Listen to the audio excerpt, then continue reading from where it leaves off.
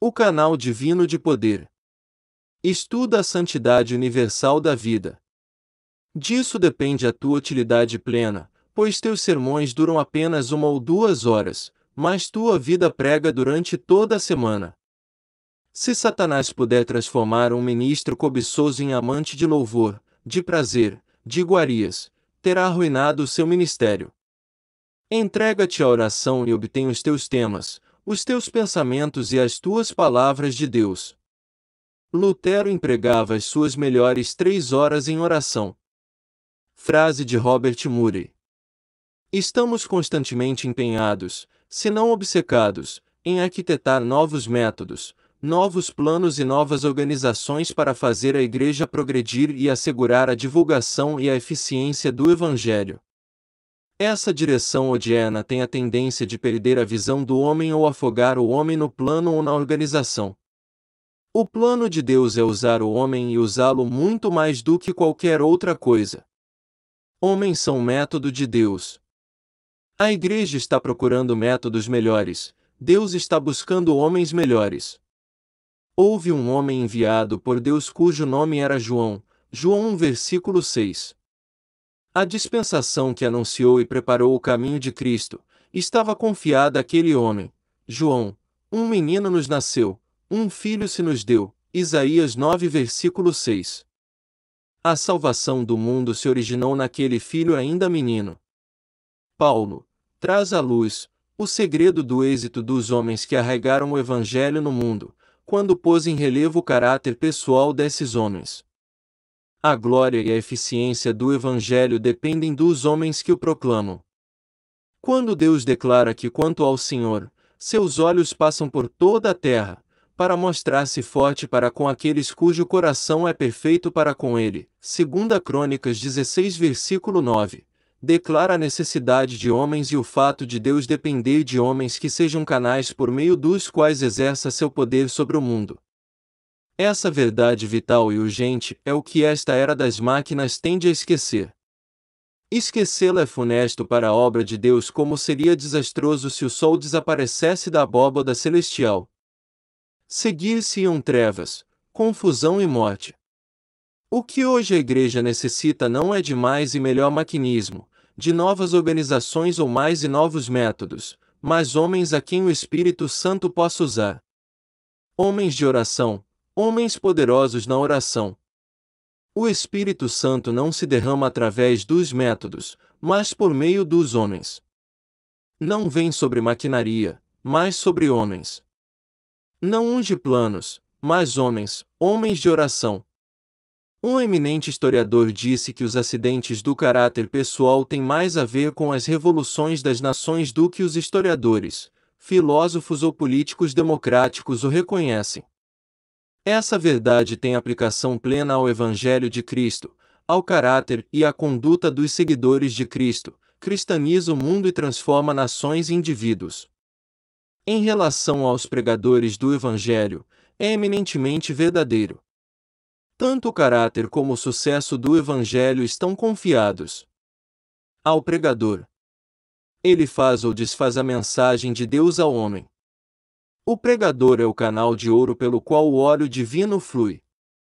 O canal deve ser não só dourado, mas também aberto e sem rachaduras, para que o óleo flua bem, sem obstáculo e sem desperdício. O homem faz o pregador. Deus deve fazer o homem.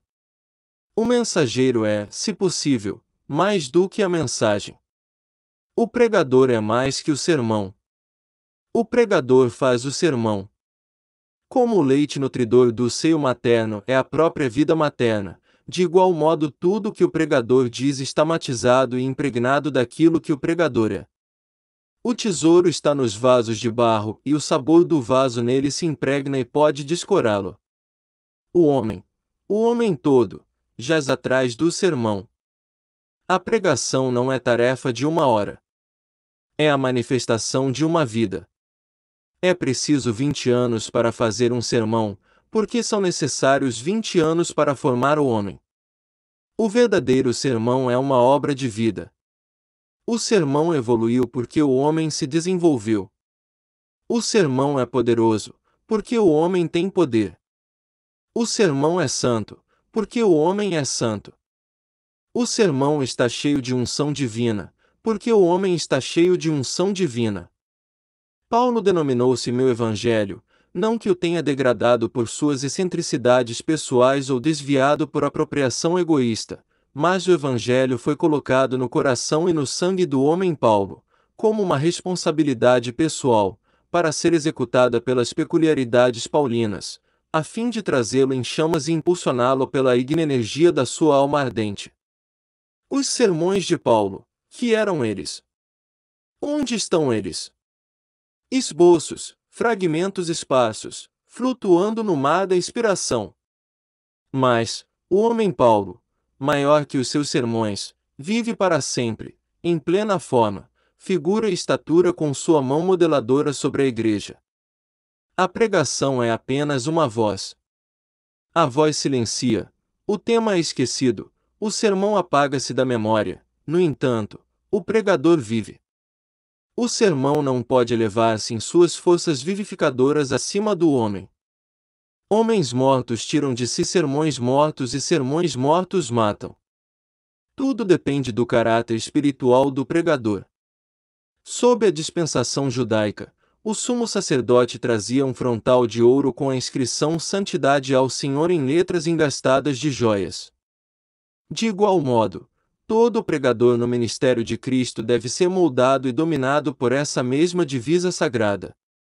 É uma vergonha aberrante para o ministério cristão estar abaixo do sacerdócio judaico na santidade de caráter e na santidade de objetivo. Jonathan Edwards disse: eu continuei com minha busca intensa de mais santidade e conformidade com Cristo. O céu que eu desejava era o céu de santidade. O Evangelho de Cristo não é movido por ondas comuns. Não tem o poder de autopropagação. Move-se como se movem os homens que tomaram o encargo disso. O pregador deve personificar o Evangelho. As características divinas e mais salientes do Evangelho devem estar nele incorporadas. O poder do amor, que constrange, tem que estar no pregador como uma força relevante, excêntrica, que o domina todo e o faz esquecer-se de si mesmo. A energia da abnegação própria tem que constituir seu ser, coração, sangue e ossos. Ele deve seguir avante entre os homens como homem, revestido de humildade, cheio de brandura, prudente como a serpente, simples como a pomba, reunindo em si a sujeição de um escravo e o espírito de um rei de figura nobre, real e independente, e a simplicidade e doçura de uma criança. O pregador tem de lançar-se a si mesmo, com todo o abandono de uma fé perfeita e esvaziada de si e de um zelo que o consome, a sua obra pela salvação dos homens. Sinceros, heróicos, compassivos e intimoratos mártires têm que ser os homens que conquistam a geração e a moldam para Deus. Se são escravos do tempo, oportunistas, agradadores de homens, se têm respeito humano, se sua fé em Deus e sua palavra tem pouca profundidade, se sua abnegação pessoal é quebrada por qualquer fase do eu, ou do mundo, não podem tomar conta nem da igreja nem do mundo para Deus. A pregação mais penetrante e forte do pregador deveria ser feita a si mesmo. Sua obra mais difícil, delicada, laboriosa e radical deve ser consigo.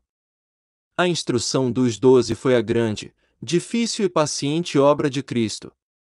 Os pregadores não são produtores de sermões, mas formadores de homens e de santos, e só quem fez de si mesmo um homem e um santo está bem instruído para essa obra. Não é de grandes talentos, de grandes estudos ou de grandes pregadores que Deus necessita, mas de homens grandes em santidade, grandes em fé, grandes em amor, grandes em fidelidade, grandes para Deus, homens que pregam sempre por meio de sermões santos no púlpito e por meio de vidas santas fora do púlpito. Esses podem moldar uma geração para Deus. Os primeiros cristãos foram formados segundo esse princípio. Eram homens de sólida formação, pregadores conforme o tipo celestial, heróicos, rijos, militantes e santos. Para eles, a pregação significa uma obra de autoabnegação, de autocrucificação, séria, árdua, e de Marte. Aplicaram-se a ela de tal modo que influíram na sua geração e formavam no seu seio uma geração que haveria de nascer para Deus. O pregador deve ser homem de oração. A oração é a mais poderosa arma do pregador. É em si mesmo uma força onipotente e dá vida e força a tudo. O sermão real é feito no recinto secreto. O homem de Deus, é formado no recinto secreto. Sua vida e suas mais profundas convicções nascem da sua comunhão secreta com Deus. Suas mensagens mais ricas e doces são alcançadas quando está a sós com Deus. A oração faz o homem, a oração faz o pregador, a oração faz o pastor. O púlpito de hoje é pobre em oração. O orgulho da erudição opõe-se à humilde dependência da oração. A oração do púlpito é por demais oficial, um desempenho na rotina do culto. Para o púlpito moderno, a oração não é mais a força poderosa como era na vida e no ministério de Paulo. Todo pregador que não faz da oração um poderoso fator em sua própria vida e ministério é fraco como agente no trabalho de Deus e impotente para fazer prosperar a sua causa neste mundo.